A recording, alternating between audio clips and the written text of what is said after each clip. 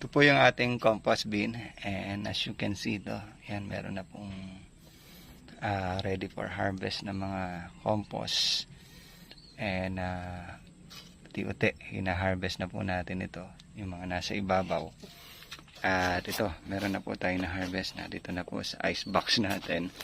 At beside po nitong sa tabi po nitong ating compost bin ay yung pong panibagong pagkain po nila, sahan ng saging, mga food scrap, mga karton, ayan.